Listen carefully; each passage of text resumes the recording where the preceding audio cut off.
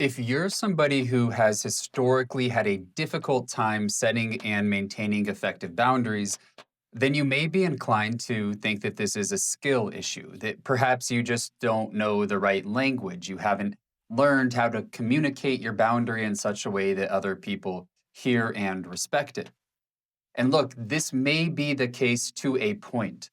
But I think it belies what is likely a deeper and more fundamental issue. And that is a lack of willingness. A lack of willingness to feel the difficult feelings that likely get stirred up for you were you to set and maintain effective boundaries, particularly with those closest to you, with the people who you love the most. Here's the thing. When you set and maintain an effective boundary, especially with somebody close to you, you are acknowledging the reality of your separateness. You're saying, here I am, here you are. This is where you end and where I begin. If you're somebody for whom boundaries have been difficult to hold and maintain in the past, then it's very likely that separateness doesn't feel good. That separateness might feel like abandonment.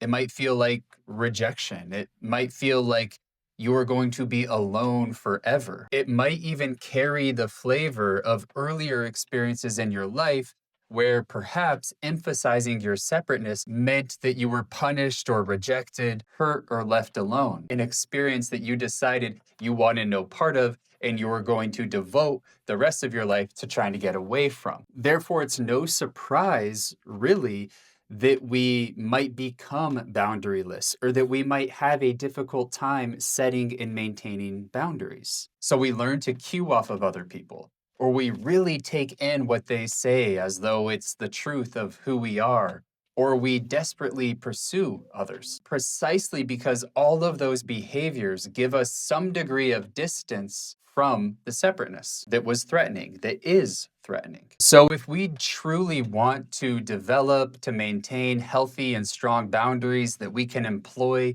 at any given moment, then the path to doing that is to be willing to feel what separateness stirs up in us. We have to be willing to feel alone, lonely, sad, abandoned, rejected, panicked, without quickly acting so as to get away from those feelings. If this resonated with you, and if you think that you could stand to expand your capacity to be with the difficult feelings stirred up by separateness, then every day, for a few minutes a day, maybe you say, I give myself permission to feel profoundly alone off and on throughout my life.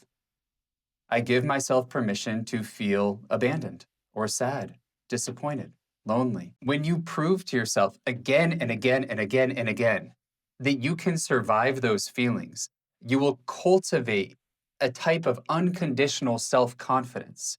You will become empowered because at any given moment, you'll trust yourself to be able and willing to go into those feelings. Boundaries will no longer feel like a risk. They'll no longer invoke feelings of panic or fear.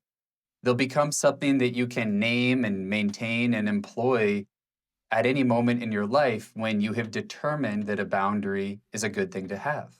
Thank you for watching. I hope that that resonated. If you have questions or comments, I'd love to hear from you. Please do like and subscribe, and I will see you in the next video. Cheers.